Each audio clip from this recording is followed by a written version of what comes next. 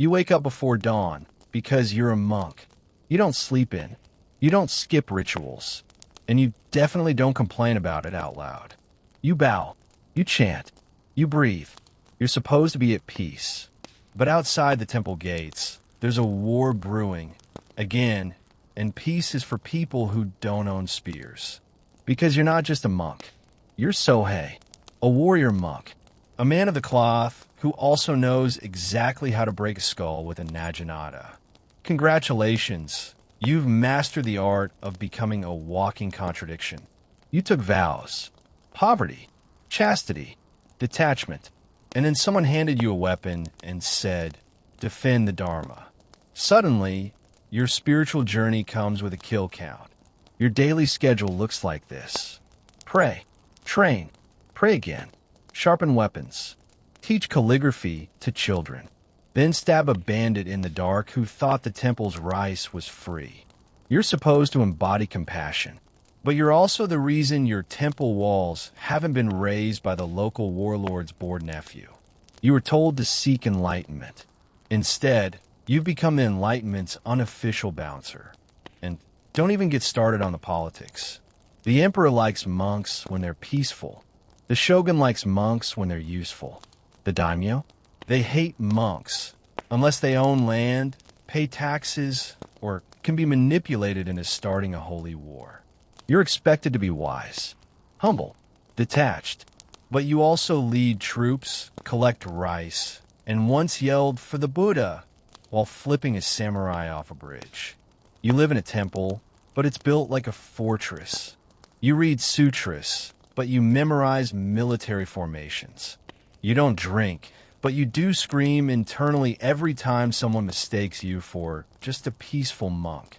The truth is, you're a soldier in a robe, a sword with a soul, a man who spent too long balancing between heaven and hell, wearing sandals and secrets like armor.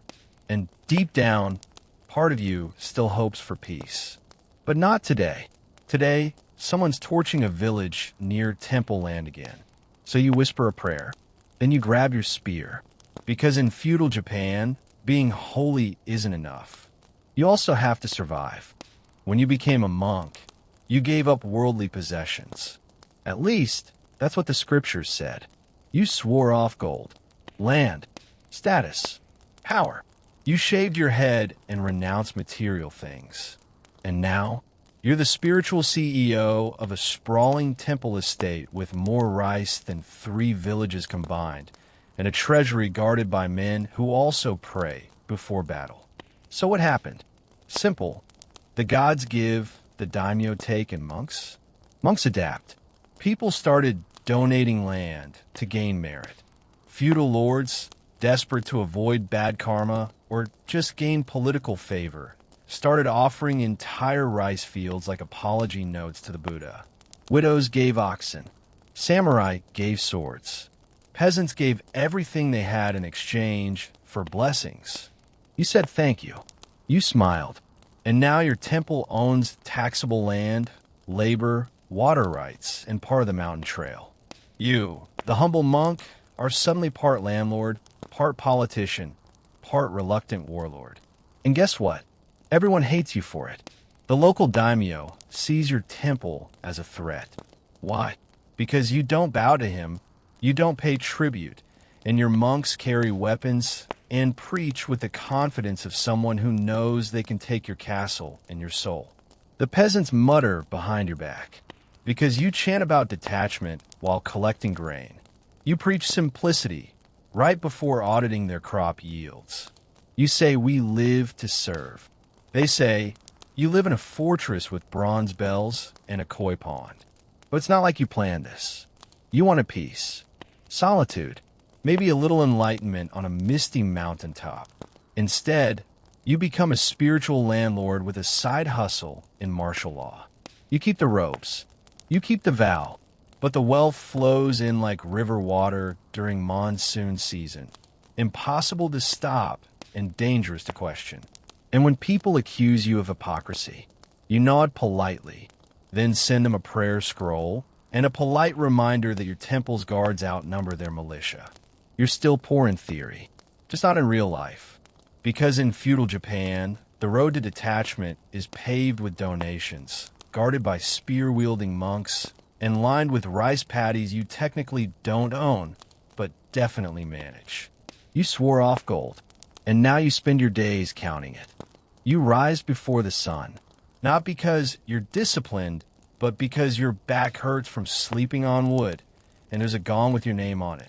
You sit in the cold, barefoot, wrapped in rough cloth. You breathe. You clear your mind. You chant.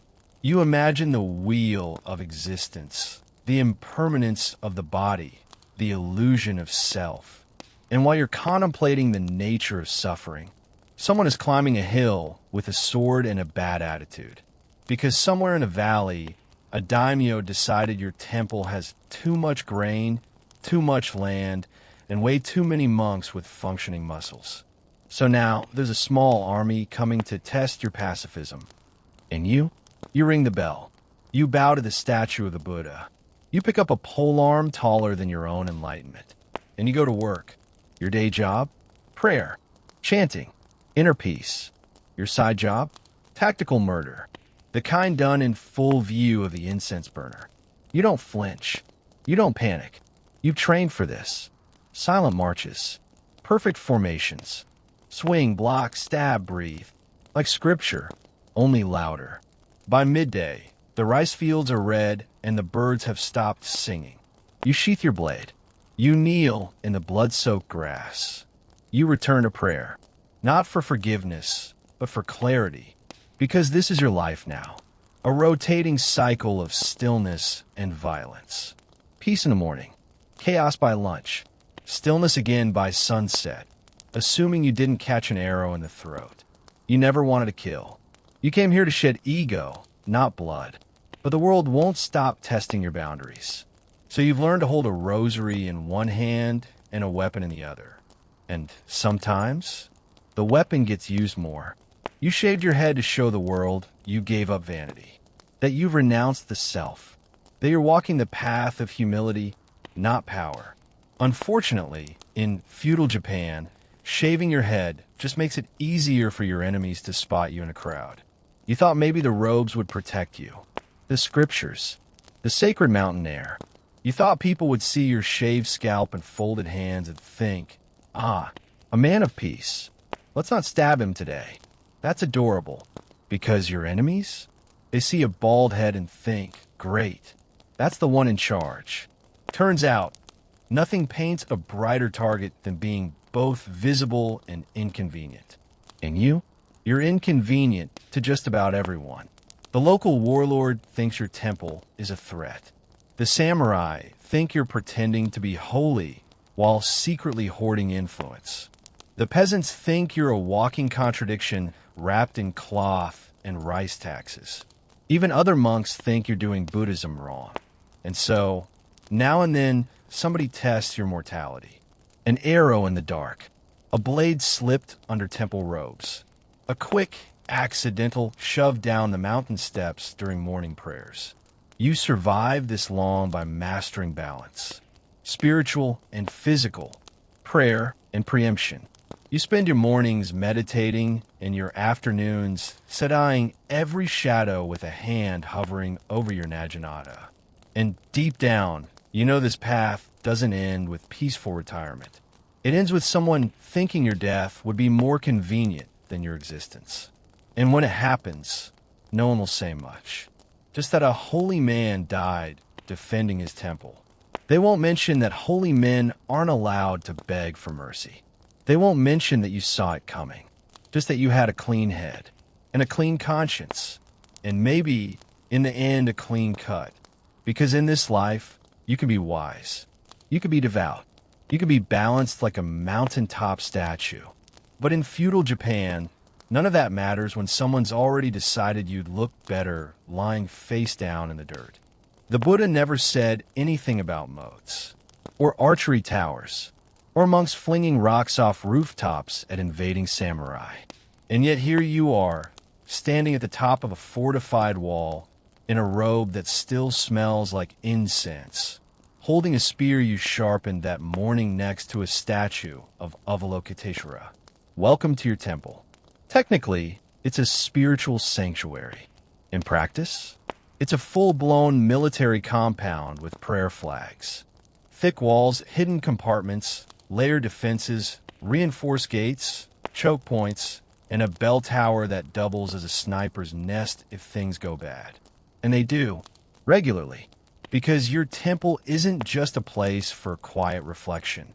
It's a landowner, a power broker, a rice collector, a haven for political exiles, a target for every ambitious warlord within 10 leagues. And like any fortress with food, influence, and stubborn residents, people keep trying to take it. So you defend it in layers. First, the outer courtyard, where pilgrims pray and bandits pretend to be pilgrims. Then the main hall, with its sacred texts and extremely flammable architecture. Then the inner sanctum, where the scrolls are kept, and where you once found a wounded soldier trying to hide behind a statue of the Buddha, like it made him invisible. You have stores of grain buried under the floorboards, spare weapons hidden in altars, contingency plans etched in memory and whispered during morning chants. And if you think this is overkill, that maybe the monks have overreacted, then you haven't seen what happens when a rival sect thinks your theology is a little too persuasive. Or when a daimyo's taxes go unpaid and suddenly your peaceful shrine is surrounded by 36 men with torches yelling about rice quotas and divine retribution. You don't get to be naive. You get to be armed. Even the youngest acolytes can swing a staff. Even the cook knows how to light a fire and disappear. Even the head priest has a hiding spot with escape tunnels, just in case the gods decide to test your devotion again this season. You've trained your whole life for spiritual liberation, but you spend most of your time reinforcing doors, digging trenches, and praying that this year's rice offering doesn't turn into a battlefield. And here's the truly fun part. If your temple does get attacked, and you survive, you don't get glory. No songs, no parades, no gratitude from the villagers who panicked and fled halfway through. You get scolded for allowing violence on sacred ground, as if you invited the arrows, as if defending a temple is somehow less holy than building it. So you bow your head.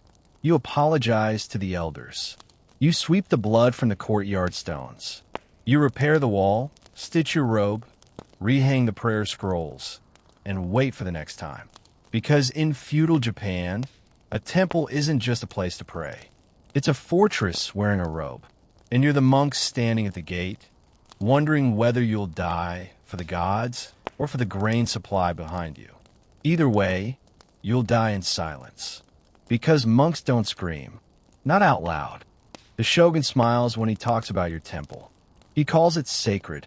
He calls it essential.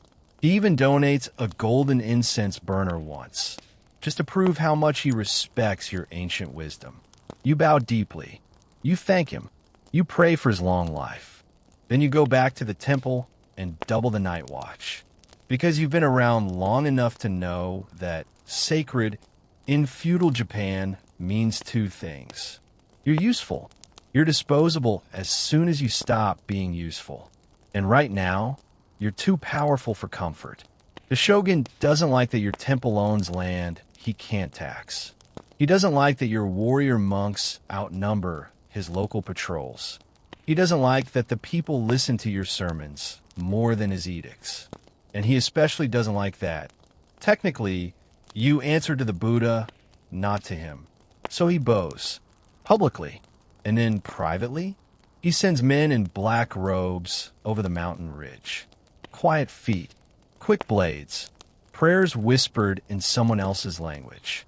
Ninjas, actual ones, not the theatrical kind with smoke bombs and flips. The real ones, the kind who don't leave bodies behind. They come for scrolls, for messages, for you, and they're good, too good. You've woken up with your door slightly open. Your sandals moved an inch to the left. A candle burned all the way down that wasn't lit when you went to bed. The message is clear.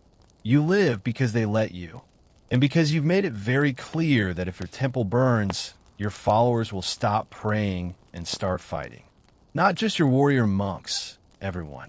From elderly scribes to teenage rice collectors. You built a fortress, yes, but more importantly, you've built loyalty. And that scares the shogun more than any blade. But still, the games continue. He invites you to court and posts guards outside your guest room. He praises your scriptures and censors the copies you distribute. He sends messengers with questions and spies with notebooks. You don't sleep well anymore. Evening prayers are interrupted by creaks on the floorboards.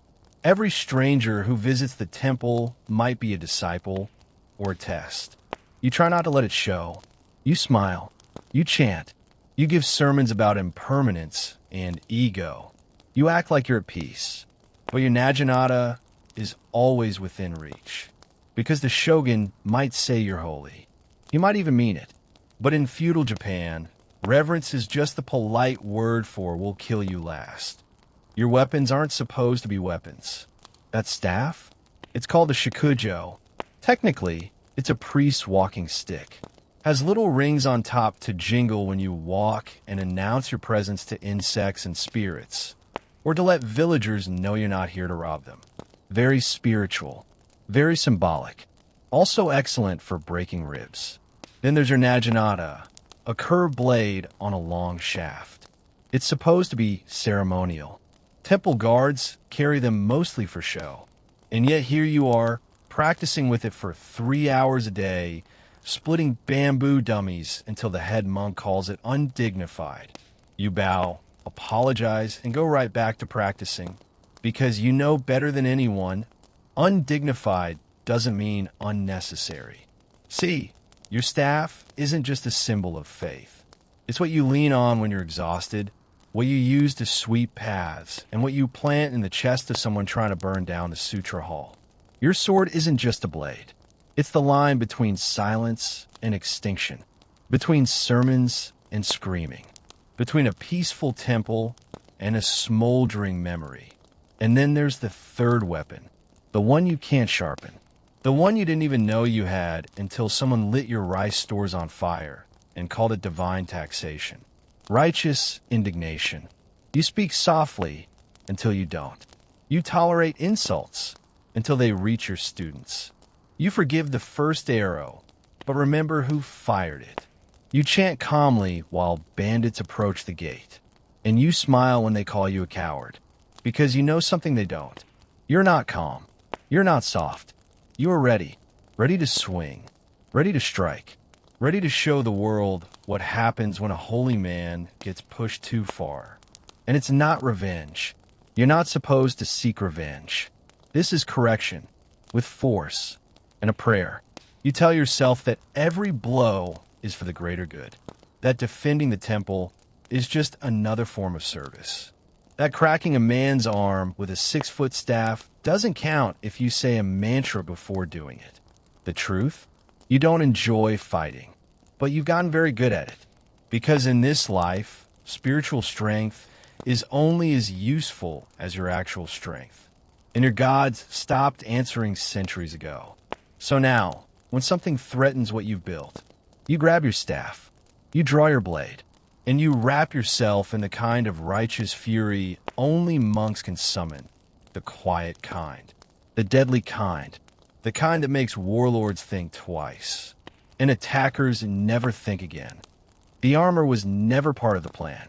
When you arrived at the monastery, all you carried was a prayer scroll and the illusion that the world could be healed by silence.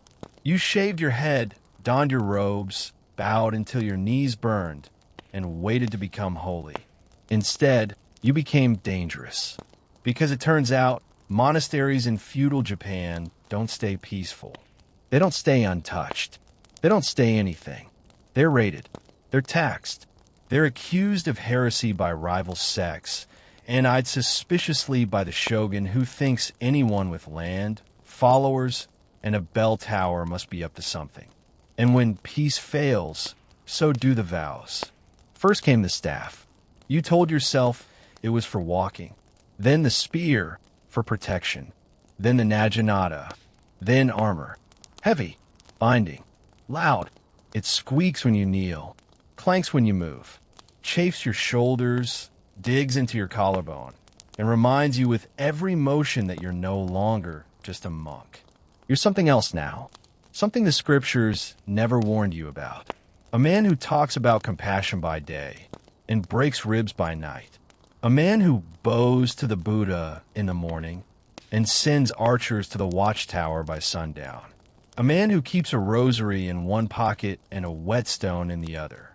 And every time you strap on that armor, you feel it all over again. The split between who you are and who you said you become. Because the armor doesn't just protect you. It distances you from the enemy, from the villagers, from your younger self, from a version of you that cried the first time you saw a corpse in the rice fields. You don't cry anymore. You just check how deep the blade went and whether the armor needs repairs. And the worst part? Some days you like it. The power, the control, the way your presence clears a path in the courtyard. The way even arrogant samurai hesitate before speaking out of turn. You tell yourself it's not pride. It's leadership, responsibility, strength. But at night, when the armor's off and your robes are damp with sweat, you sit in the meditation hall with your hands still trembling. Because you remember the boy you struck down last winter. Barely 16, wrong side of the border, holding a wooden blade and fear in both eyes. You didn't kill him, but you wanted to. For a moment, just a moment, the anger flared. And it felt clean. That's the part that terrifies you most. Because you can explain defense. You can explain duty. You can't explain how good it felt to be stronger. You wear armor because this world forces you to. You wear it because the village needs you to. You wear it because if you don't, someone else will, and they won't stop at your walls. But you carry the guilt underneath it, like a second skin, like a wound that never scabs, like a whisper that says, "This isn't what you were meant to be."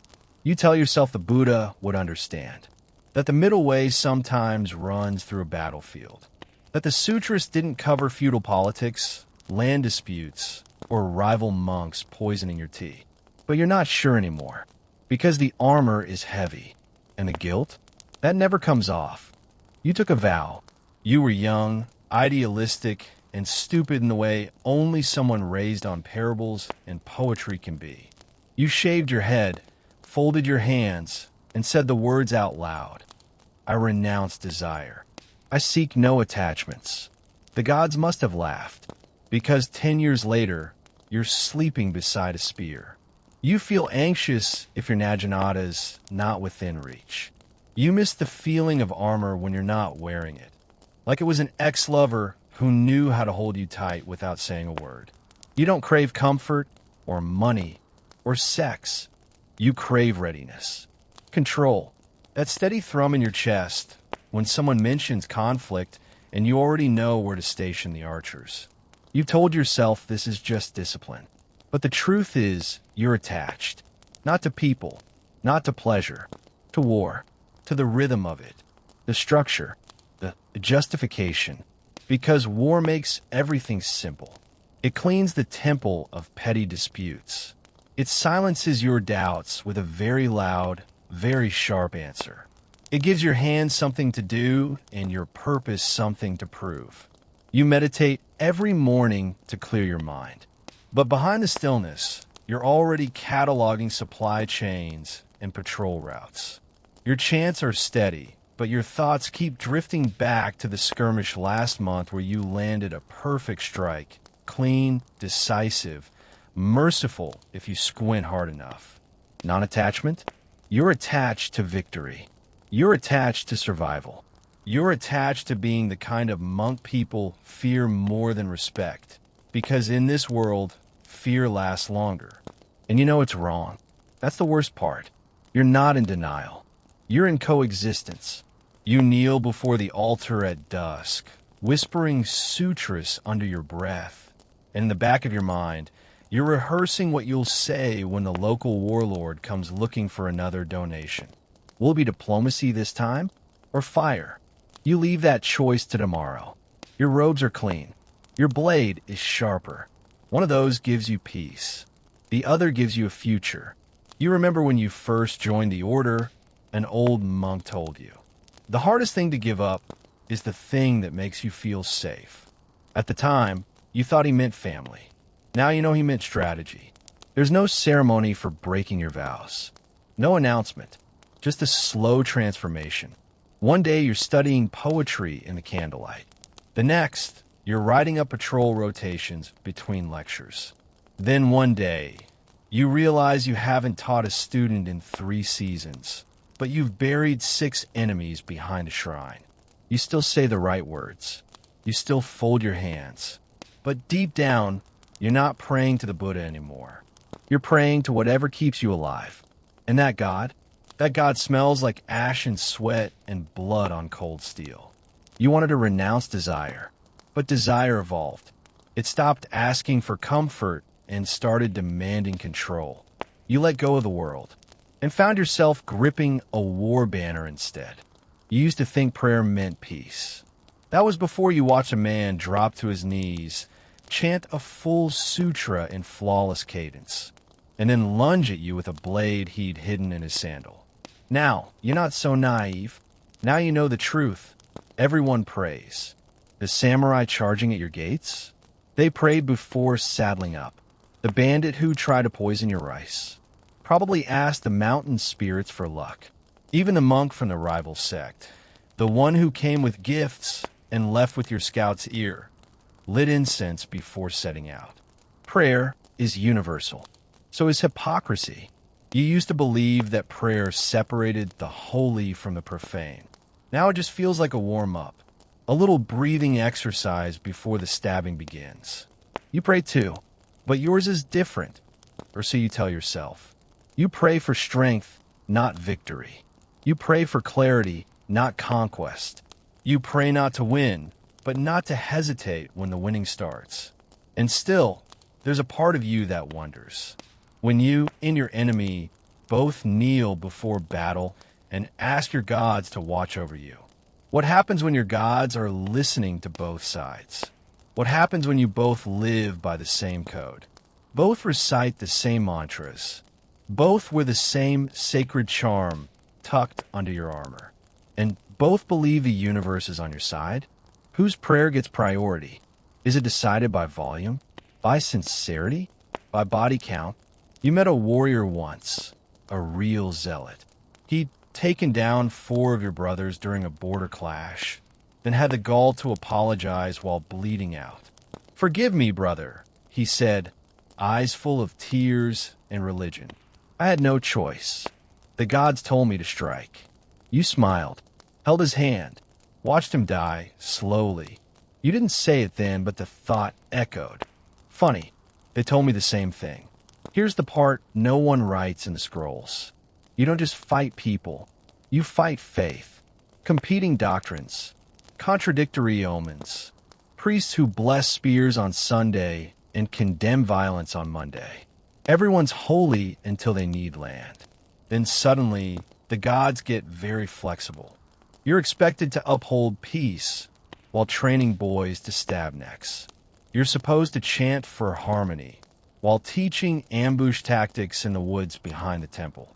And every time someone attacks, every time a rival sect accidentally sends archers instead of acolytes, you're forced to remind yourself that this is all very sacred.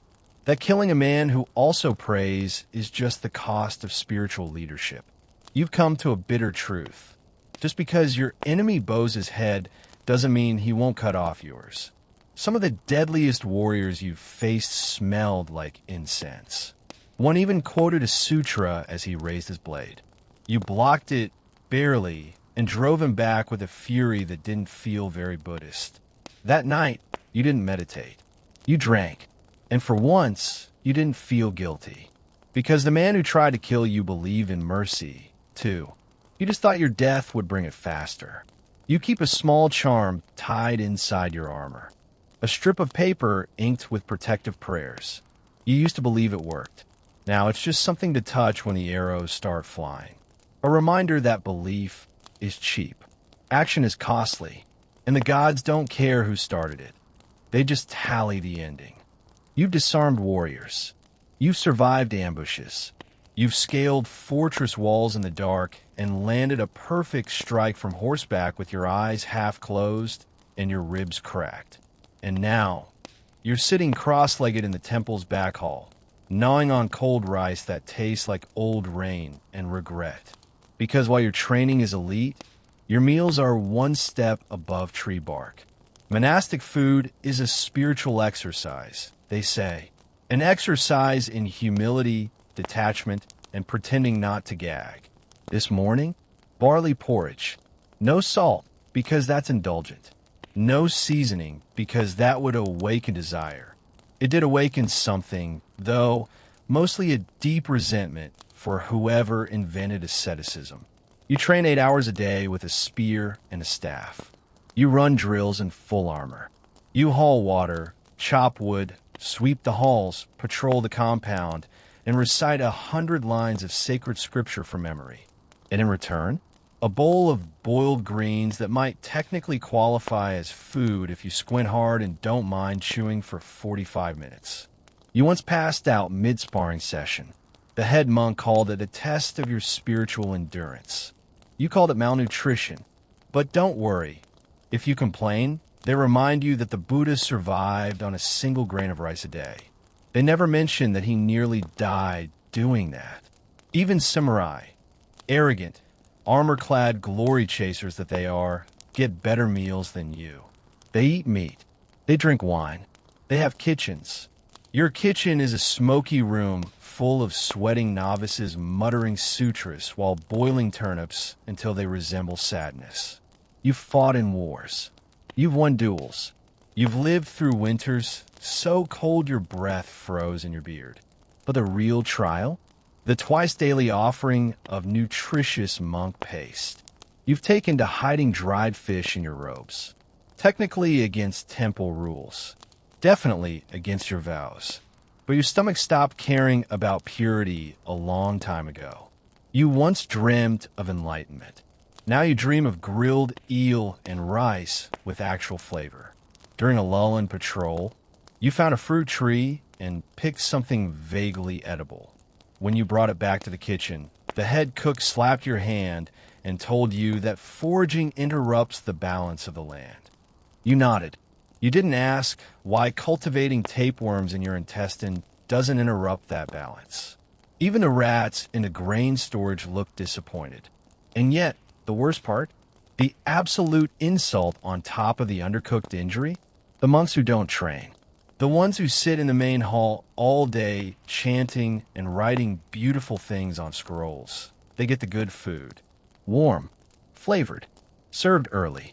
And you show up late, drenched in sweat, feet bleeding, only to find a bowl of something the cook calls mindful stew, which smells suspiciously like boiled moss and sadness.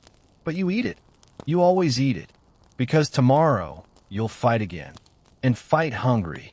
And win anyway. Because you're a warrior monk. A protector of faith. A guardian of truth. And a connoisseur of edible punishment. No one writes epics about your meals. No one carves reliefs of you chewing on raw radish and wondering how you became a walking contradiction. But somewhere in your gut, the part not currently digesting rage and disappointment, you know this is the life you chose.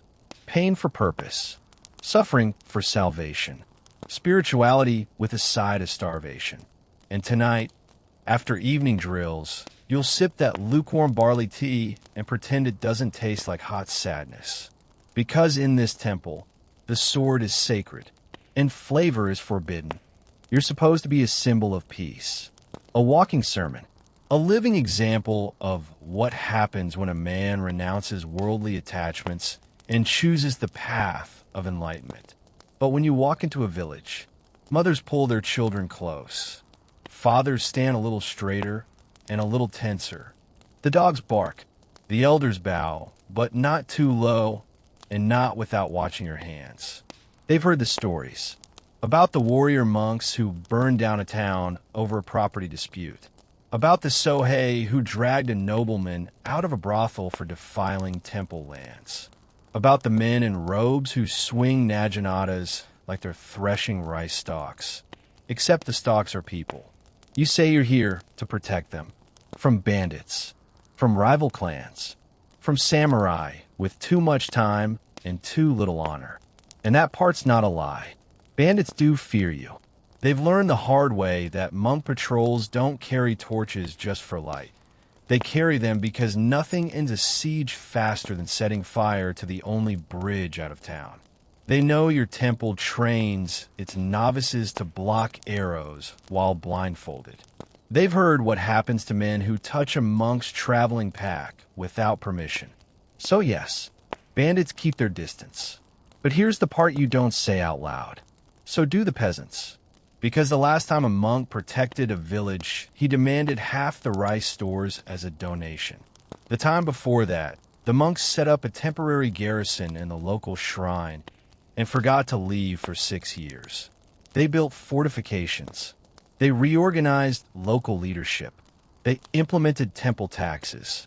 And now you show up, smiling, chanting, with your armor half hidden under your robes and your staff gleaming like polished judgment. And they wonder, is he here to save us or survey us? Is he guarding the temple's interests or scouting new territory? You speak gently. You offer prayers. You bow with the grace of a man who's rehearsed his humility in a mirror. But they don't see a monk. They see a soldier with God on his side. And that's the most dangerous kind. You walk through their fields and admire the harvest. They see you counting grain. You compliment their children. They wonder if you're looking for temple recruits. You kneel at their shrine and offer incense. They watch to see if you're measuring its size for renovation. Once, during a storm, a farmer offered you shelter. You thanked him. His neighbors haven't spoken to him since. Because when monks favor someone, the village changes. Sometimes for the better, sometimes not. You didn't ask for this power, but you're not innocent either. You've seen what happens when monks start acting like lords. You've been there when prayers turn into policies and generosity turns into governance. You still believe in compassion, but compassion doesn't keep your temple fed. Compassion doesn't stop a warlord from seizing your land. Compassion doesn't keep your fellow monks alive when the rice runs out and winter comes early. So yes, sometimes you collect tribute. Sometimes you make an example of a thief. Sometimes you accept offerings that look suspiciously like bribes and call them acts of piety. Because you're not just a monk anymore. You're a presence. And presence, in these times, is politics. You don't want the villagers to fear you, but you don't mind if they respect you. And in this world, those two things are dangerously similar. So you keep walking, through their fields, through their prayers, through the uneasy silence that follows every bowed head. And behind you, your shadow falls long, longer than it should, like someone still hasn't decided whether you're here to help or take over. It wasn't supposed to end like this. You always imagined your death would be poetic, clean, meaningful, a noble sacrifice on the steps of a burning temple. Your robes billowing in slow motion, the enemy trembling as you raise your staff one final time, whispering a perfect chant as the gods welcome you home. Instead, you're face down in the mud behind a rice field. There's a broken arrow lodged in your shoulder. You've lost too much blood to tell if you're shivering from pain, fear, or just the early signs of hypothermia. And your only audience is a half-dead crow picking at something nearby that may or may not be one of your comrades. So you do the only thing you were trained to do. You start a chant, not loudly.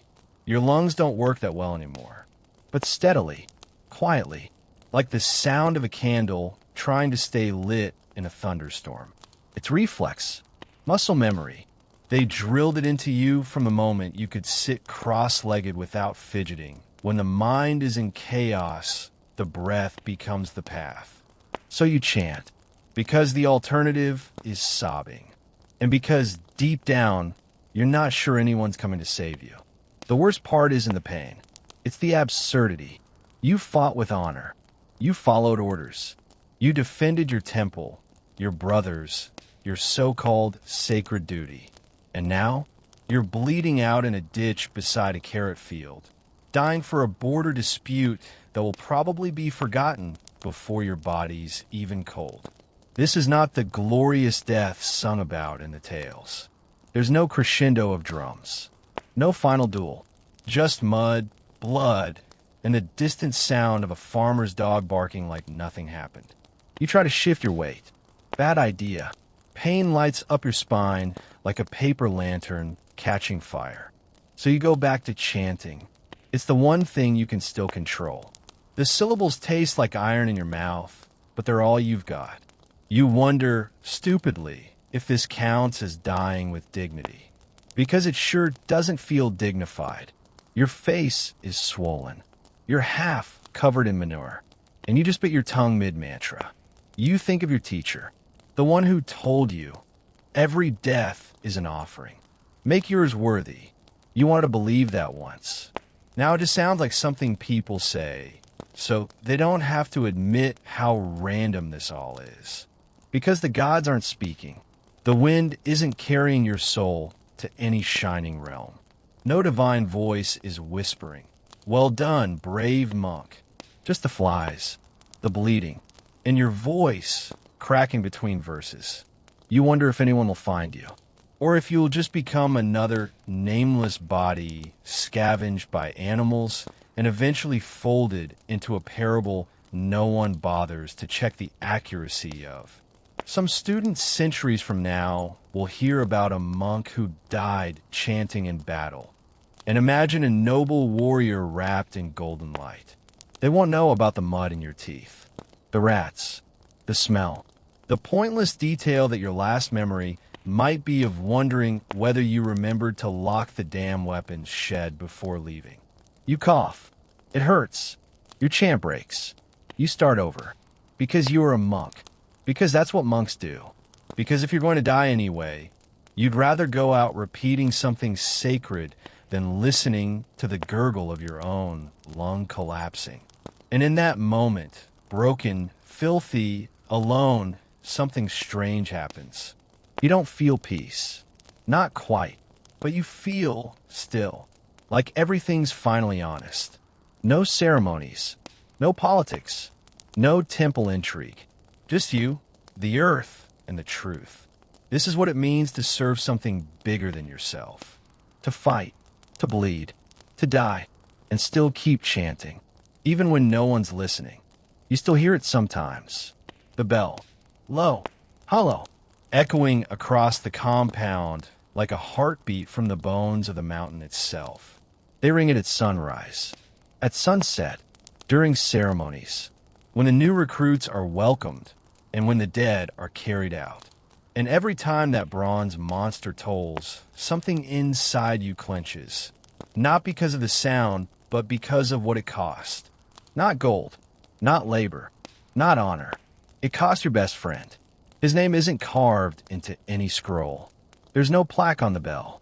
Just stories, half true, mostly forgotten, and a silence the monks mistake for reverence. You remember the day it happened.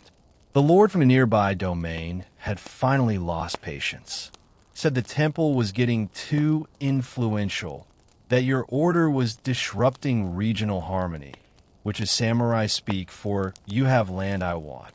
The bell had just been cast, shipped piece by piece through winding mountain paths, and assembled with care by monks who hadn't touched a weapon in decades. The Lord wanted it, not because he liked the sound, because taking it meant breaking you. It was symbolic, and symbols make excellent trophies. So they came at dusk, try to make it look like bandits. But you knew, the armor didn't lie, the coordination didn't lie, and the look on your best friend's face that didn't lie either. He smiled, just once, right before he sprinted up the hill with 3 satchels of oil and a torch clutched in both hands. You screamed his name. He never looked back, just kept running toward the belfry like it owed him something. He knew what they wanted. He knew what that bell meant. Not just to the temple, but to you. The prayers you'd whispered into its hollow belly. The hours spent installing it. The first time you heard it ring and actually believed for one damn second that maybe the gods were listening. He wasn't going to let them take it. He lit the oil, blocked the gate, held the line. 12 enemies. One staff. No fear. He died before sunrise. They found him with his back against the stone, surrounded by bodies. The flames had blackened half the compound, but the bell didn't crack. They rang it anyway. The monks stood in perfect rows. Faces like stone, voices steady. You stood in the back with blood on your hands and guilt behind your eyes, thinking, he died for a bell. A bell, not a child, not a sacred scroll, not even a relic of the Buddha. A hunk of bronze forged by tired men in a river town 3 provinces over. You wanted to scream, wanted to tear it down and melt it into a sword and scream his name at the top of your lungs until the mountain caved in. But you didn't, because monks don't scream. They chant, and that's what you've done since then. Every time the bell rings, you pretend it doesn't feel like betrayal. You pretend it doesn't sound like the echo of his laugh. You pretend it doesn't haunt you. You light incense. You bow. You lead the novices through their drills. And when one of them asks, why is that bell so important? You lie. You say, it reminds us of impermanence. Because that's cleaner than saying. It reminds me that sometimes the person who saved your soul dies for a decoration. The shrine is beautiful, they say. Stone lanterns lining the mossy path. Paper charms fluttering like ghosts in the breeze. That faint smell of cedar smoke, incense, and freshly polished floors. A sensory lullaby meant to evoke peace. People come from villages miles away just to kneel in front of it. They whisper wishes into the wind. They leave offerings. They tell their children to be quiet because this place is holy. And maybe it is, but you wouldn't know because you haven't had a full night's sleep in 3 years. Not since that one time a samurai tried to burn it down because he thought the deity enshrined inside favored his enemies. You woke up to the smell of fire, fought barefoot in the snow, and that was the night you stopped sleeping like a monk and started sleeping like a soldier. Now, the shrine is your barracks, your sanctuary, yes, but also your fortress. You roll up your robes and lay down on cold wooden planks, a straw mat between your spine and the gods, and your spear tucked gently beneath your arm like a lover. Just in case, because sacred doesn't mean safe. You've learned that lesson too many times. One week it's bandits posing as pilgrims. The next, it's rival monks with questions that come with cudgels. Sometimes it's just a drunk noble with a god complex and too many retainers. And every time it's the same. You bow, you smile, you recite a verse or two, then you reach, and that reach is always toward your weapon. Because nothing says holy man like a 6-foot steel-tipped staff and the reflexes of a twitchy assassin. You remember your teacher once told you, the shrine protects those who protect it. That sounded profound when you were 16. Now it just sounds like someone passing the responsibility down the chain.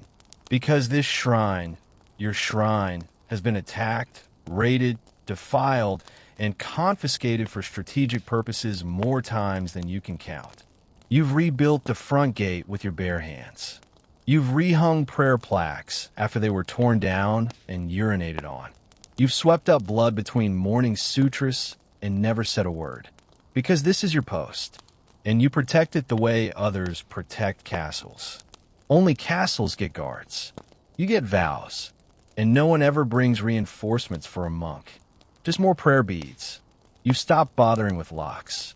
Locks don't stop arrows. Locks don't stop politics. Locks don't stop drunk samurai who think it's funny to test a monk's vow of nonviolence. So instead, you sleep with your spear. Not because you want to, Because the one time you didn't, you woke up with a blade 6 inches from your throat and a man whispering, "The gods don't answer you, monk." He was wrong. You answered. Quickly. Permanently. And afterward, you sat on the steps of the shrine, blood cooling on your robes, staring at the sunrise and wondering how many more mornings like that you'd survive. You pray every night, not for peace. That ship has sailed and caught fire on the way out. You pray for clarity, that when the next threat comes, you won't hesitate, that you'll remember which part of you is still monk, and which part has long since become something else. Something sacred, something violent, something tired, and if not clarity, then at least the strength to lift your spear again before they ring that damn bell. You remember the first time you heard the teaching. All suffering comes from attachment. The old monk said it like a lullaby, kneeling beneath the swaying pine trees with a voice so calm it made you forget he used to decapitate people for a living. Let go of your desires. Let go of your anger. Let go of your ego, your cravings, your need to control. Let go, let go, let go. That was before someone pissed on your altar. Before your friend died, choking on smoke, because a rival clan decided your temple looked strategically valuable. Before some drunk lord's second son rode into town and declared your shrine property of his family.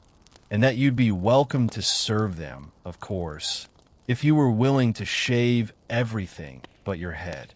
That was the moment you realized enlightenment doesn't stop arrows.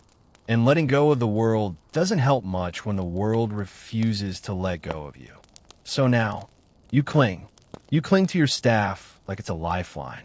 To your temple walls, which you've rebuilt 3 times. To the novices who look at you like you're a pillar instead of a man. And most of all, you cling to the fire in your chest. The one you were told to extinguish. You've tried. Gods know you've tried. You meditate until your knees go numb. You chant until your throat burns. You fast, you bow, you breathe like the wind itself. But the moment you hear the distant clang of armor or the whisper of steel from behind paper wall, all that serenity evaporates like a puddle in a forge. And suddenly, you're not a monk anymore. You're a weapon with a shaved head. And Buddha help whoever made you pick it up. You know what they'll say? Your anger binds you. Your duty is to transcend violence. Compassion, even for your enemies. Fine. Show you the enemy who hasn't burned a village, who hasn't used peasants as shields, who doesn't laugh while desecrating the very sutras you swore to protect. You're not angry because you like it. You're angry because the world keeps trying to break the very things you were told to love, then expects you to smile and let it. You've buried too many friends, seen too many temples reduced to rubble and ash, watched too many peaceful monks become martyrs while the people who killed them walk away calling it justice. So no, you're not letting go. Not until the warlords stop treating holy places like chessboards. Not until the novices under your care can sleep without knives under their pillows. Not until the bells stop tolling for funerals no one has time to attend. You know this isn't what the Buddha intended. But you also know the Buddha didn't have to defend a sacred scroll with a spear while coughing blood into his own robes. You'll find peace. Someday. Maybe when the fires go out. Maybe when your armor rusts in a quiet cave, untouched by politics or grief. But until then, you'll chant with a blade in reach. You'll bow with one eye open. You'll pray through clenched teeth, not for serenity, but for the strength to endure one more attack without becoming the thing you're fighting. And if that means you're a bad monk, so be it. At least the shrine still stands. You were told monks renounce wealth, that you would give up earthly desires, walk barefoot through the mud, eat only what was offered, and live humbly, somewhere between a beggar and a saint. And then you became senior enough to hold a ledger. Surprise. Turns out your temple doesn't run on faith alone. Turns out prayers don't fix leaking roofs. Turns out the path to enlightenment requires a lot of rice, timber, metal, and silver. So now you're holy and in charge of collections. That's right, you're a taxman with a shaved head and a slightly more poetic vocabulary. You still chant, you still meditate, but you also carry scrolls with names, numbers, and unpaid balances.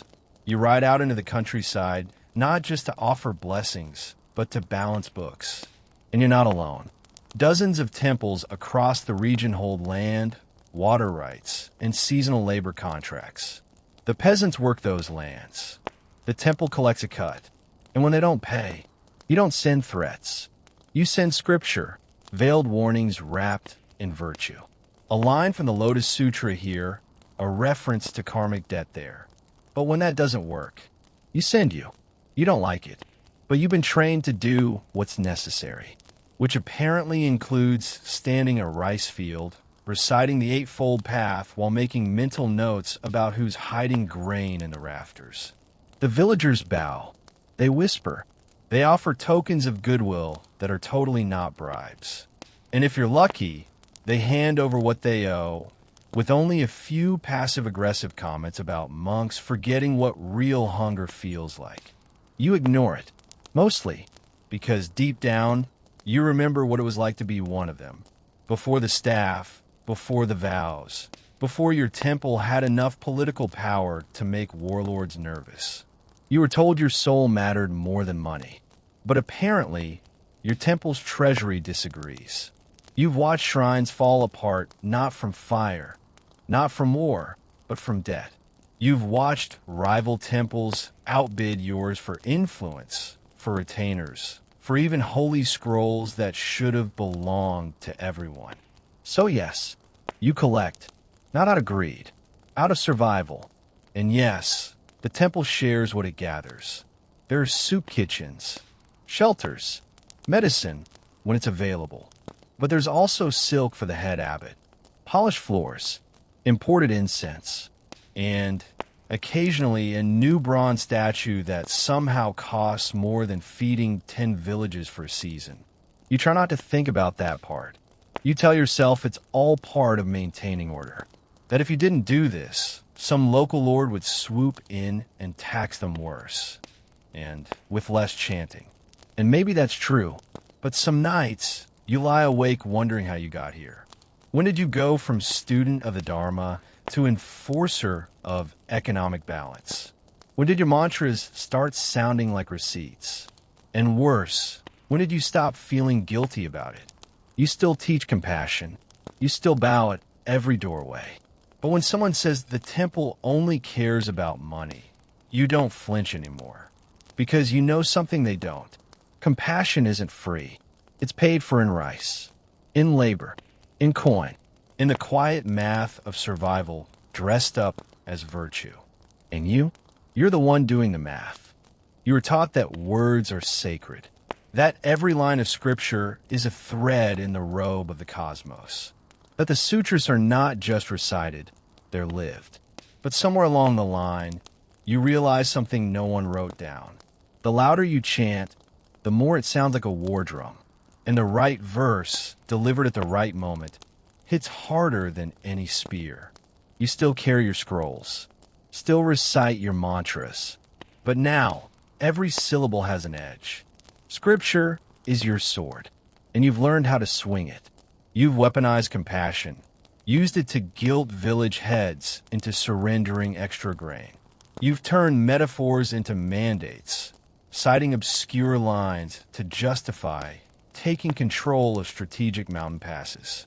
You've stood on the steps of your temple and quoted the Buddha while soldiers torched the rice fields behind you. Not your fields, of course. You've turned the Dharma into diplomacy. And if that fails, into justification. The warlords do it too. They all quote the gods. Every bloodbath begins with a blessing. Every invasion is holy. Every sword raised is for justice. So you adapted. You had to. You saw what happened to monks who didn't. Nice men, gentle souls, now fertilizer beneath the roots of sacred trees no one visits anymore. You once watched an entire monastery fall because its head abbot refused to speak the right verse at the right time. Took a vow of silence. Tried to lead by example. Died by example, too. Face down in a fish pond, surrounded by burning scrolls. So now, when the daimyo visits, you quote exactly what he wants to hear. When rival monks challenge your temple's claim to land, you produce scriptures older than their entire sect, marked conveniently with a seal rediscovered just last year. You've started writing your own copies, just slightly altered, just slightly louder. No one checks. They just listen. And when a peasant asks why his son has to serve the temple militia, you smile, bow, and cite a line about duty, sacrifice, and rebirth. Because nothing shuts down a rebellion like the promise of better karma in the next life. You know it's not what the original teachers intended. You know the Buddha preached detachment, not land disputes. You know this was supposed to be about truth, peace, the middle way. But this is feudal Japan. Peace is seasonal. Truth is a luxury. And the middle way usually gets you caught in the crossfire. So you sharpen your scrolls, turn sermons into speeches, turn chants into battle cries. When your enemies approach, you don't just draw a blade. You quote a line about impermanence as you break them. And when they're gone, you kneel before the altar. Recite the sutra again. Slower, softer, like you're trying to remember the original meaning. But that's the thing about weaponizing scripture. Once you start swinging, it's hard to stop. You took vows, real ones, with incense, witnesses, and a ceremony that made your mother cry and your father pretend he wasn't impressed. No sex, no family, no romantic attachments of any kind. You belong to the Buddha now, to silence, simplicity, spiritual devotion. You also belong, incidentally, to the gossip mill of every nearby village, because despite all those vows, or maybe because of them, half the town is deeply, wildly, inappropriately intrigued by you. It starts with the way they look at you. You walk into a market square for rice or ink, and the chatter drops like a blade. Eyes follow you, some respectful, some curious, some practically undressing your robes with their imagination. The men respect your discipline. The women, well, the women mostly wonder how much of it is self-control and how much is buried desire. You're told it's just projection. You represent power, calm, mystery. You don't chase people, and that makes them want to chase you. Simple psychology. Except it's not simple when someone leaves an offering of actual love poetry folded into the corner of a rice donation basket. Or when the innkeeper's daughter starts visiting the shrine 3 times a day, always asking far too many questions about how monks stay so physically strong despite all that sitting. Once, during a summer festival, someone slipped a roasted chestnut into your hand, still hot from the fire, and whispered, for warmth, in case your vows get cold tonight. You dropped it like it burned, because it kind of did. You try to ignore it. You meditate longer. You recite sutras until your tongue goes dry. You polish the statues with unnecessary vigor, like maybe you can rub the temptation off your soul. It doesn't help that you look the part of a warrior poet. All stoic silence and weather-worn scars. You fought battles, survived sieges, once stopped a bandit raid mid-chant. Apparently, there's something incredibly appealing about a man who can crush a skull and then calmly explain the 4 noble truths. You don't encourage it. You don't speak of it. You just live with it, like a mosquito trapped in your robes that you're not allowed to swat. Your fellow monks joke about it behind closed doors. Your karma must be good, they say. Even the gods seem to send you admirers. But you know better. Temptation isn't always a woman with coal-lined eyes. Sometimes it's the idea that you're still wanted, still seen, beneath all that spiritual detachment. And that's dangerous, because just once, you almost answered it. A villager. Kind. Funny. Smart enough to quote sutras back to you. She'd bring herbs for the sick. Ask questions that made your faith feel alive. You caught yourself waiting for her visits, smiling too long, breathing too shallowly. And then she said, "I think the gods wouldn't mind if you were happy." That was the last time you saw her. You stopped going to the market, stopped accepting personal offerings, buried yourself in prayer like it could scrub away the memory of her voice. You are a monk. You are a warrior. You are celibate. And yet every time you walk past the rice fields, someone's mother nudges her daughter and whispers, that one, as if you're an item on a shelf, as if your vows are just an obstacle, as if discipline itself is the most irresistible quality in a man. You pray harder, sleep less, sharpen your staff, because in this war-torn country, you expect ambushes from every direction, just not from blushing villagers with too many questions and far too much eye contact. And when temptation strikes again, because it will, you'll do what you always do. Bow, smile, and pretend you didn't notice.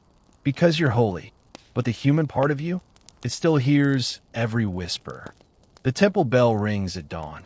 You kneel, you chant, you breathe. The air is cool, the incense is warm, and somewhere in the distance a rooster crows like the world isn't about to go straight to hell. You bow, you pray, you ask for peace, for harmony in all realms, for suffering to cease, for the end of violence. And then you spend the rest of the morning reinforcing the north wall, boiling pitch, sharpening spears, and checking that the archers have enough arrows. Welcome to being a warrior monk in feudal Japan, where every sacred prayer is followed by a very practical defense strategy, and where no one really explains how a vow of nonviolence is supposed to work when an army is 3 days away and you're the only thing standing between them and the villagers hiding in your shrine. You pray because you're supposed to, because the texts say peace begins in the heart, because monks should be beacons of calm in a world that's constantly on fire. But your world isn't just on fire. It's being sieged, taxed, recruited, raided, and occasionally burned down and rebuilt on top of the ashes of the last monastery that tried not to pick sides. So you pray, and you prepare, because you've seen what happens when temples aren't ready. You found the scrolls turned to ash, the statues toppled, the brothers who hesitated lying face down in the prayer hall with arrows still sticking out of their backs. That's the thing about faith. It works best when paired with a sharp blade and a backup plan. Your shrine is quiet for now, but the rumors are loud. A daimyo's army, 30 miles off. A rival sect, armed and bitter. A peasant uprising that thinks every robed figure is a symbol of corruption, no matter how much rice you handed out last winter. You hold services as usual. People still come to light candles, tie paper prayers, beg for intercession. They think you're divine protection wrapped in human form. You don't tell them the truth. You're terrified. Terrified of failing. Terrified of what you'll have to do when the gates fall.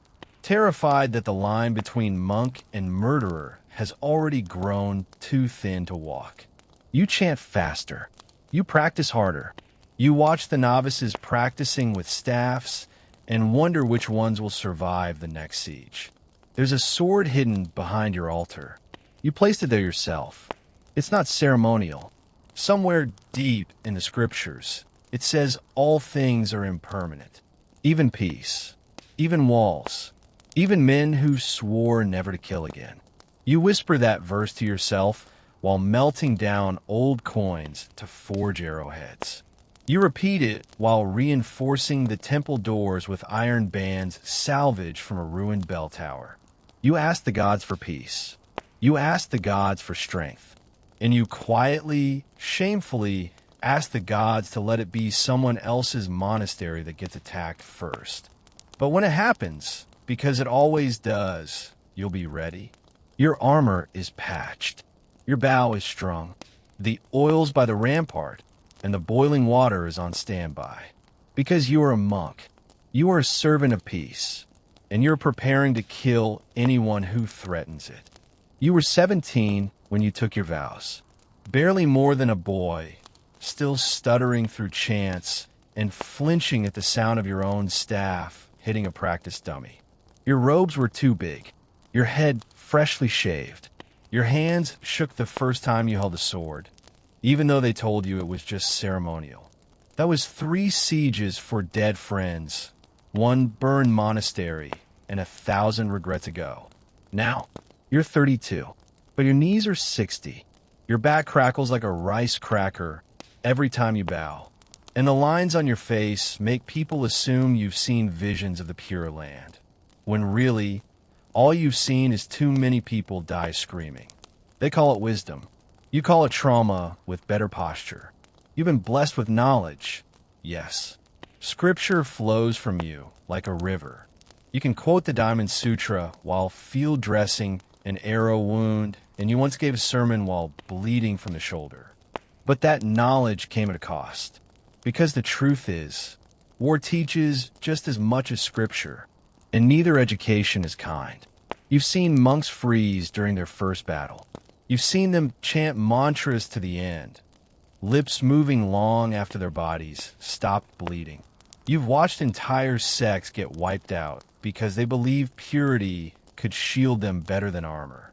And yet, the more of it you survive, the more people turn to you like you're some kind of saint. They mistake exhaustion for serenity. They see scars and call them signs of spiritual depth, never wondering what those wounds cost you to earn. They say you're wise. But wisdom in this world just means you've made more mistakes than most and survived long enough to regret all of them. There's the scar on your thigh from when you trusted the wrong ally. The twisted finger from gripping your staff too hard during the siege of Mount High. The deep, invisible ache that shows up every time you watch a novice say, "I want to be like you." God's helped them. You want to be like you before all this, before the compromises, before the guilt, before the prayers started sounding like apologies you weren't sure anyone heard. You still smile, still lead chants, still preach about balance, detachment, peace. But when you sit under the old pine tree outside the temple, the one that's been cut down and regrown 3 times, you sometimes wonder who you would have been if you'd taken any other path. A farmer, maybe. A poet. A wandering scholar who never had to learn which tendons to cut to disable a man without killing him. But that's fantasy. You're what you are. A monk. A soldier. A vessel of wisdom forged in blood and incense smoke. And while others admire your discipline, your insight, your calm, they don't see the dreams. The battlefield that still replays behind your eyes when the wind howls just right. The faces that show up during meditation and refuse to leave. You age faster in this life because you are both healer and harbinger. You bless the wounded and make the wounds. You seek stillness while living in a storm. You know now, there is no enlightenment without fire. No peace without weight. No wisdom without scars. When you first took your vows, you thought you were joining something sacred. A temple, a lineage, a way of life beyond the petty schemes of the world. You were going to shave your head, quiet your mind, and disappear into divine service, chanting your way toward enlightenment while the rest of feudal Japan tore itself apart. And for a little while it worked. You scrubbed floors. You fetched water. You bowed so often your spine forgot what standing upright felt like. But then people started listening to you. And that's when everything changed. Because in a land ruled by swords and scrolls, if enough people believe you're holy, you're not just respected. You're dangerous. You gave a sermon once. Just once. It wasn't even that good. A few lines about inner stillness, about how suffering is impermanent. The villagers cried. The local samurai bowed. A magistrate came up afterward, touched your robe like it was sacred, and whispered, "Your words bring peace." That's when you realized peace frightens people with armies. Your temple isn't just a temple anymore. It's a fortress. A fortress with spiritual weight, military presence, political neutrality, and, worst of all, followers. People listen to you. They quote you. They bring their problems, their grief, their grievances. They come to you instead of the local lord. And that's the problem. Because the moment you become an alternative to authority, you threaten it. Now the daimyo watches you like a viper watches a monk who might accidentally inspire a rebellion. You've seen it before. Temples mysteriously burning down. Respected abbots disappearing on their way to court. Scrolls denounced as heresy. Entire sects wiped out under the very polite excuse of reorganization. But you survived because you've learned to speak in riddles, to couch dangerous ideas in metaphor, to say things like the lotus grows strongest in the mud, while quietly funding the repair of a rebel village as well. You play a careful game, just wise enough to be useful, not influential enough to be feared, and never, ever too righteous to be replaced. Sometimes envoys visit, warlords in silk robes, smiling like tigers. They offer gifts, ask for prayers, and then, very casually, ask whether you'd mind publicly supporting their upcoming conquest for the good of the province, of course. You smile back, bow deeply, say you must consult the stars, the sutras, the head abbot, your dreams, and your aching lower back.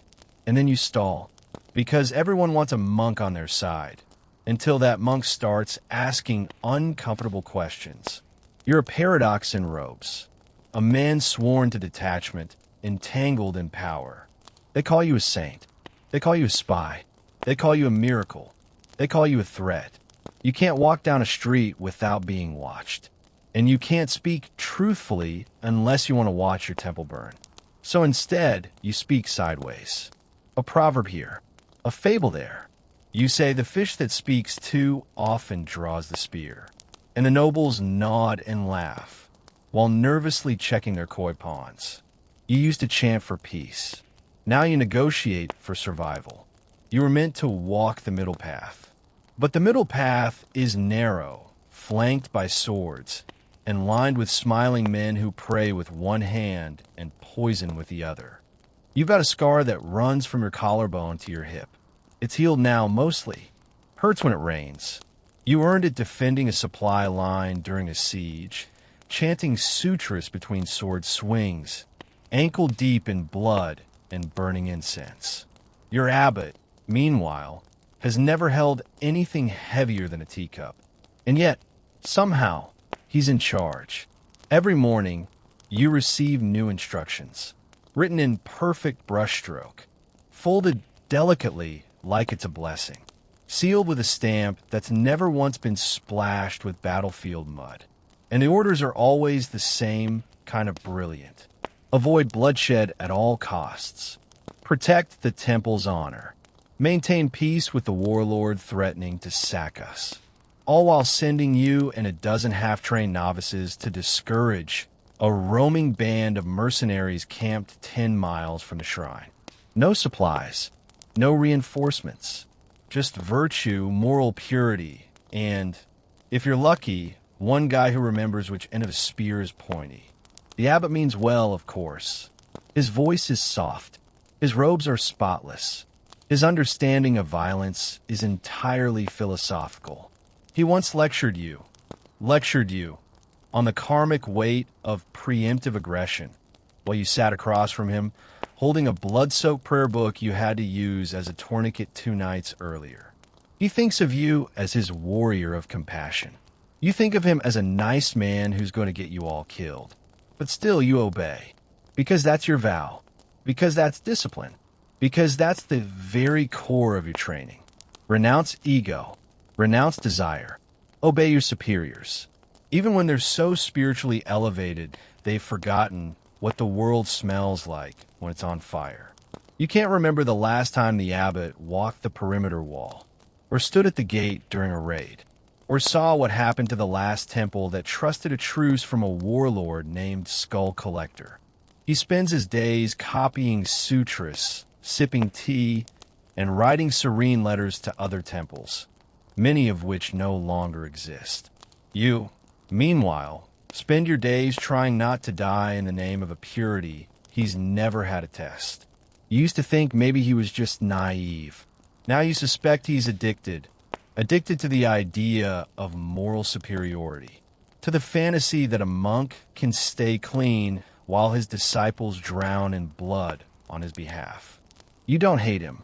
You pity him, because you've seen what happens to abbots like him when the illusion cracks, when the gates fall, when the scrolls burn, when the soldiers come through the prayer hall, screaming and tearing through monks like bamboo in a storm.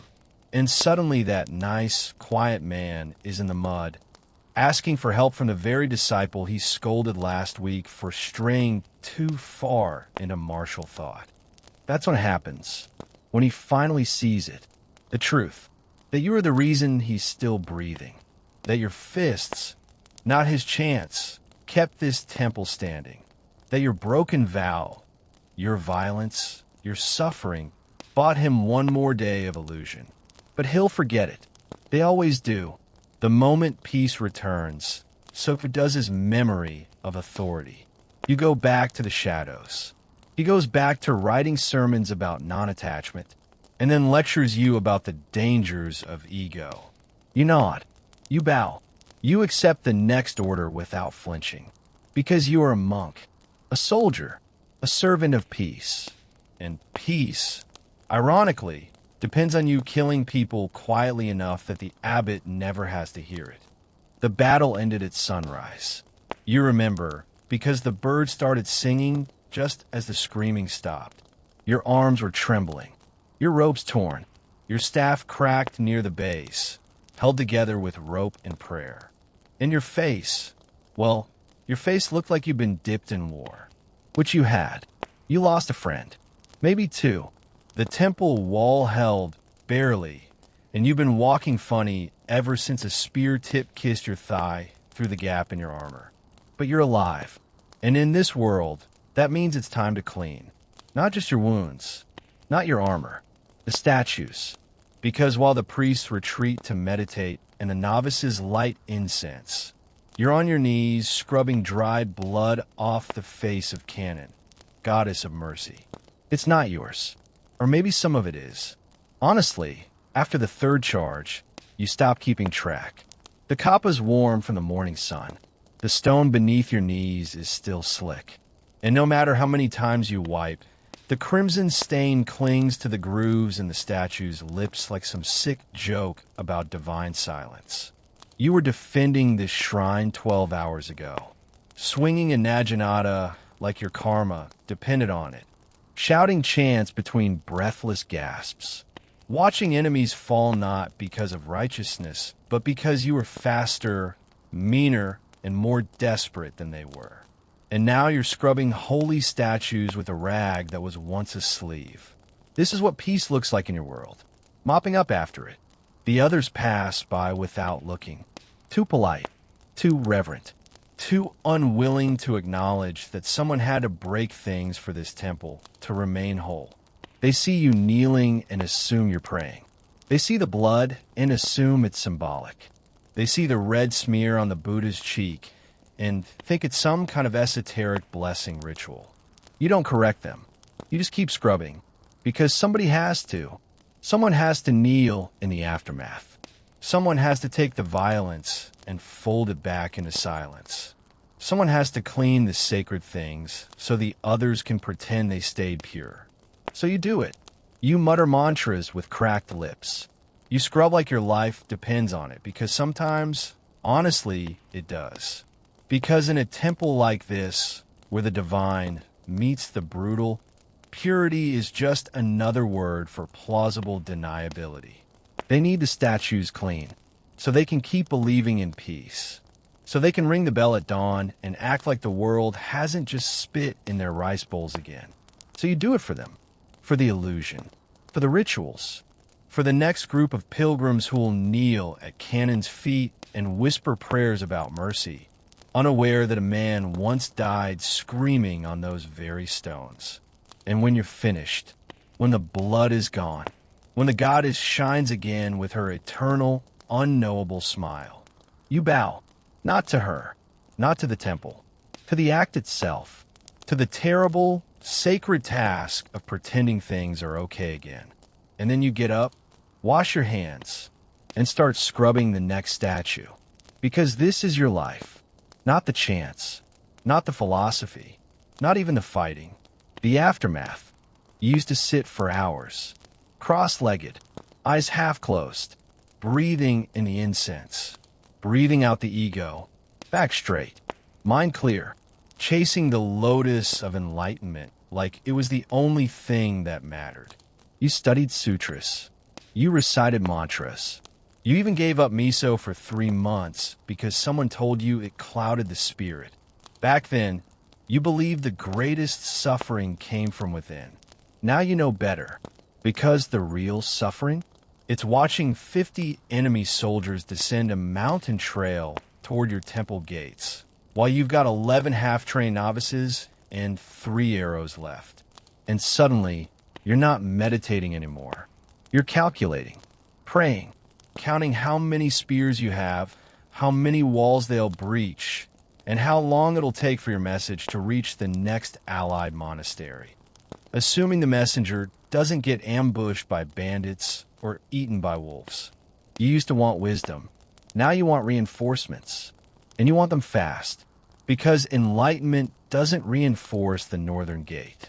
It doesn't sharpen pikes or patch arrow holes or dig emergency latrines because everyone's too terrified to poop inside the temple. You're tired. You haven't slept. The last tea you drank had a bug in it, and you didn't even care. Because the thought that keeps crawling through your head is, where the hell are the reinforcements? You sent the message 3 days ago, wrapped it in silk, tied it to a prayer stick, handed it to a boy who weighs less than your armor, and told him to run like the gods were chasing him. And now you're here, listening to drums echo across the valley, staring down a hill full of armored war dogs with your back against a sacred bell that still smells like the last siege. And you're still chanting, but this time it's not a mantra. It's just you muttering, please, please, please don't make me go out like this. Because dying in defense of your temple, that's noble. Dying while the other monks are still debating whether to invoke the Eightfold Path or just run screaming. That's stupid. You used to seek transcendence. Now you just want a dozen well-trained monks with swords and absolutely no interest in discussing metaphors. You hear a rustle. You whirl around, staff raised. But it's just one of the novices. He's crying. Again, you pat his shoulder. Tell him the Buddha watches all. Tell him there's no fear in the Dharma. Then you hand him a spear and say, aim for the legs. Armor's weaker there, because you're not the same monk you were when you arrived. You've traded purity for pragmatism, sutras for strategy, detachment for the desperate hope that someone, anyone, out there heard your cry for help. You used to think inner peace was the answer to everything. Now you trade every bit of your calm, your balance, your hard-won stillness, for the sound of horses galloping up that road with banners flying and reinforcements shouting. Where's the fight? But for now, it's just you, the statues, the wind, and the quiet knowledge that you are the only line between the sacred and the savage. So you lift your staff, call out to the others, and prepare to hold the gate again. Because nirvana may be beautiful, but backup is divine. They told you forgiveness is the way, that to let go is divine, that grudges are chains forged by ego, that a monk who holds on to anger is like a man drinking poison and expecting someone else to die. And sure, you believe it. You bow, you chant, you recite the Eightfold Path like it's your personal anthem. You teach novices how to breathe through pain, through insult, through humiliation. You're a master of restraint. You once bowed to a warlord who had your friend's blood on his boots, and you meant it. You even led a prayer for his peaceful heart, while imagining how satisfying it would be to snap his spine over the edge of the altar. But forgiveness? That's not the same as forgetting. You remember everything. You remember the first time a lord spat on your robes and called you a parasite. You remember the time they made you bless soldiers on their way to burn a rival temple. You remember the burned rice fields, the dying kids, the crying novices who thought Buddha will protect us was a military strategy. You remember being 15, watching your mentor bleed out under a Bodhi tree, whispering, "Do not hate them," with a face so calm it made you furious. You didn't hate them, but you never forgot. You remember names. You remember faces. You remember who sent assassins, who spread rumors, who poisoned the monastery's water supply under the guise of a tax dispute. You walk past them now in the city. Those same men, now older, grayer, more respectable. They nod politely when they see you. They say things like, "Ah, Master Monk, still chasing peace, I see." And you smile. Bow. Say always. But in your mind, you're building a list. A mental scroll tucked between scripture and scar tissue. Because no one talks about this part of monkhood. The memory. They think it's all detachment and serenity. But it's not that simple. You don't forgive because it's easy. You forgive because you have to. Because if you don't, you're no better than the warlords. No different than the angry fools with swords and zero sense of irony. But you don't forget, because forgetting means letting it happen again. So you carry it, all of it, quietly, like a stone in your robes. A reminder that peace must be protected. That karma doesn't always move fast enough. That sometimes the gods need help remembering who deserves what. They say your heart is like still water. What they don't see is what's buried under the surface. The faces, the screams, the old vows made over fresh graves. You meditate every day, not to let go, but to keep it from consuming you. To keep yourself from marching into the enemy temple and setting it on fire with the kind of righteous fury that feels a little too holy. Because you're a monk, a symbol of peace, but you're also a ledger. And just because you forgive doesn't mean you'll let them forget. Let go, you say. It's your favorite teaching. Release desire. Release fear. Release the illusion of permanence. You've whispered it to dying men, to frightened novices, to warlords who ask for spiritual guidance just before launching campaigns soaked in karma and hypocrisy. You preach detachment like it's oxygen, because it's what monks do. And then you spend your entire life defending land like it's your mother's grave. Welcome to the grand contradiction of your existence.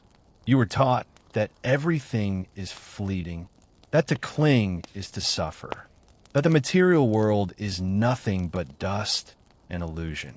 And yet, here you are, killing people for a valley of rice paddies and a shrine built from wood and stubbornness. Why? Because your land is sacred. Because your temple feeds 100 mouths. Because your scrolls were written by hands long dead. And the ink still bleeds with wisdom you're willing to die for. So yeah, you're attached. You didn't mean to be. But the first time a group of mercenaries tried to torch the temple bell, something snapped. It wasn't rage. It wasn't even pride. It was purpose. And that's the thing no one tells you about enlightenment. It gets a lot messier when arrows are flying. You still meditate. Still chant sutras before dawn. Still fold your hands and bow to strangers and smile when someone calls you master. But you also count kills. Not out of joy. Not for glory. Just record keeping. Because sometimes between morning prayers and patching spear wounds, you need to remember what your peace is built on. It's easy for the senior monks to talk about detachment from their mountain retreats. They haven't had to chase raiders out of a burning prayer hall. They haven't stood over a dying boy who begged for another chance to reach nirvana. right before the world slipped out of him. You've defended this place too long to pretend you don't care. You've rebuilt walls with your own hands, buried brothers with no names, fought through winters where rice was scarce, arrows were plenty, and the only warmth came from the resolve that you are not letting this place fall. Not on your watch, not while your blood still moves. They tell you peace comes from surrender, but you've learned, sometimes peace must be defended with calloused hands and haunted eyes. You still teach detachment, still quote the old masters. But when it comes time to draw the line in the dirt, you draw it deep. This land may be impermanent. This body may be temporary. But today, they're yours. And if another fool thinks a holy man won't break his face with a prayer and a polearm, let him try. Let him meet detachment in the form of a disciplined left hook and a vow-powered roundhouse. Let him see what happens when a man renounces everything except the right to defend what matters. Because at the end of the day, you're not just fighting for land. You're fighting for silence, for sanctuary, for something that deserves to exist in this loud, bloody world. You've let go of many things, but not this. Not yet. There was no warning, no messenger, no scroll sealed in wax and flowery language offering an opportunity for mutual prosperity. No monks summoned for quiet negotiations under paper lanterns. Just smoke, thick, black, rising behind the trees like a ghost you hadn't prayed for in years. The daimyo didn't come with words. He came with fire, and you know what that means. You're not facing a man who wants your blessings, or your wisdom, or even your allegiance. He wants your land, your fertile, quietly profitable, deceptively strategic land. And instead of a treaty, he sent men with torches and machetes who don't care what the gods say, because they brought their own. Your temple stands at the edge of a river, nestled between two trade roads, and just far enough from his jurisdiction that you were easy to ignore. Until you weren't. Until your temple started collecting taxes. Until you hosted rival lords for tea. Until your name started appearing in reports as a potential spiritual power center and uncooperative in matters of fealty. Now he wants you erased. Not conquered. Not converted. Erased. He doesn't care about the statues, or the relics, or the 100 years of chants baked into the stone walls. You want a barracks here. A garrison, a checkpoint for caravans heading west. And instead of writing a letter, he sets your grain stores on fire. So what do? Exactly what a peaceful monk always does when violence arrives without warning. You fight like hell. Your brothers gather weapons that were never supposed to be weapons. Rice flails, ceremonial spears, staves worn smooth from prayer circle walks, now repurposed for skull-cracking duty. The novices look at you with wide eyes. They chant the Heart Sutra like it's a war cry. You don't stop them. The fire spreads fast. But so do you. By noon, the Easter Hall is gone. By evening, the shrine garden is black ash. And by nightfall, your hands are so blistered from swinging a staff that even prayer beads hurt. The daimyo doesn't come himself. Of course not. He sends expendable men. Mercenaries, burners, because it's easier to wash your hands of a massacre when you weren't technically there. But you know the truth. You've seen his crest burned into a monk's chest as a message. You've intercepted his orders carried by dying couriers with blood on their scrolls. This wasn't an accident. It was a calculated purge. And still you fight. Not because you think you'll win, but because this land remembers every footstep, every prayer, every drop of blood spilled in the name of peace. You fight because this temple didn't survive famine and flood just to fall to greed and armor. You fight because no one else will. And as the fire rages, as statues crack and bells melt, as your fellow monks chant through smoke and cough through soot, you feel something ancient in your chest. Not rage, not vengeance. Resolve, the kind forged in silence, polished in discipline, tempered by every vow you've ever taken and every one you've had to break to keep your people alive. So no, there are no diplomats, no scrolls, no illusions, just ash, blood, and the sacred lie that monks don't bleed for what they believe in. You fall on a stone floor you help sweep every morning.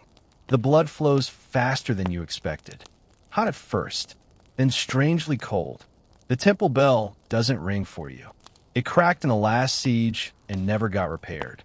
There are no final chants, no poetic send-off, no gentle closing of your eyes by a tearful novice whispering, "Thank you, Master."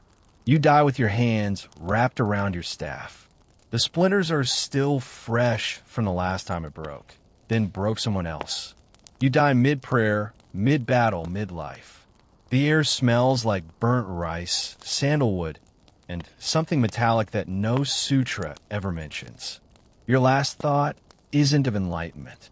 It's of a doorway, one you repaired with your own hands again and again because no one else ever remembered to fix it. And now no one will. When the flames die down, when the attackers retreat or are buried in shallow, unnamed graves, the survivors will rebuild. Because that's what temples do. They rise, again and again, from ash, from ruin, from bones if necessary. They'll sweep the rubble. They'll chant over your body. Maybe, if they find it in time, then the carpenters will come, the stonecutters, the monks with clean robes and big plans. They'll redesign the prayer hall, upgrade the roof, add a new room for scriptural study that no one asked for but someone insisted on. They won't mention you in the plans. There won't be a statue, or a plaque, or even a single line of brush-written thanks tucked behind the altar. Because you weren't the abbot. You weren't a legend. You were the one who stood when others sat, fought when others prayed, and bled before anyone else knew to panic. You were the wall between destruction and survival. But walls don't get remembered. They get rebuilt over. They'll say the temple stood firm through fire. They won't say who kept it standing. They'll talk about divine protection. They won't mention that protection sometimes looks like a man alone with a cracked spear and too much stubbornness to die quietly. Your name? It'll vanish, lost in the soot and smoke of too many battles, too many chants, too many scrolls where only the great and holy get remembered. But maybe, just maybe, some future monk will sit on the floor you bled on. He'll pause mid-chant, run his hand across a strange groove in the stone, and wonder, who stood here before me? He won't know, but he'll feel something. Not quite a presence, not quite a ghost, just a sense of weight. And maybe that's enough, because you didn't fight for glory. You fought for silence, for peace, for the right of that young monk to sit and not fear the sound of drums on the horizon. You die like a hero, but they rebuild like you were never there. They carve your likeness in stone. A warrior monk, tall and stoic, brow furrowed, staff raised, robes billowing like smoke in battle. The plaque says protector of the sacred gate. The tour guide says your spirit still guards the temple at night. The children bow when they pass your statue, tossing coins into the incense bowl and whispering wishes you'll never hear. You, apparently, were the last one standing. The holy warrior who held the temple through the fire, who never wavered, who fought with the strength of the gods. They made you into something you never claimed to be. And if you could speak now, you'd probably laugh, because you weren't a legend. You were exhausted, bone deep, soul dragging. Rice has lost all flavor tired. You didn't fight to be remembered. You fought because no one else would. You prayed not because it brought you peace, but because it was the only thing you could do when the sun didn't rise and the enemy was already at the gate. They say you walked the middle path, that you balanced violence and virtue like a tightrope.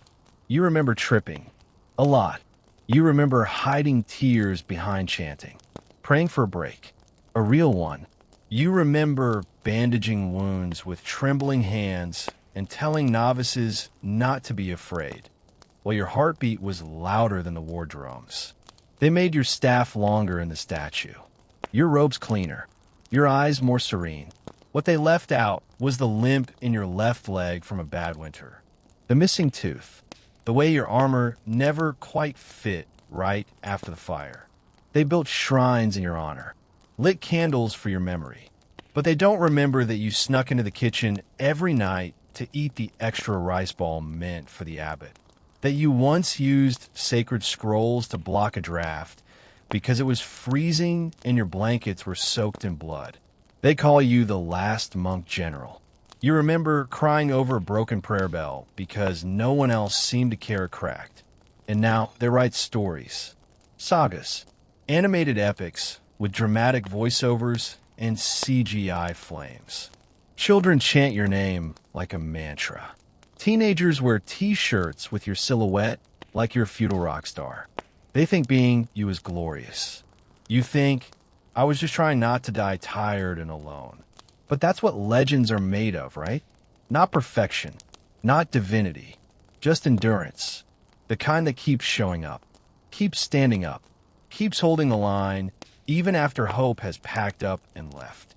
You didn't ask for sainthood or remembrance. You just wanted the temple to see another sunrise. And it did. So maybe the statues don't get it right. Maybe the myths dress you up too clean. Maybe your real story is lost in the footnotes of forgotten history. But someone still lights a candle. Someone still bows before the gates you died to defend. And somewhere, beneath the moss, beneath the stone, beneath the centuries, you rest. Not as a hero, not as a god, just a tired man who did his duty until the silence finally felt sacred.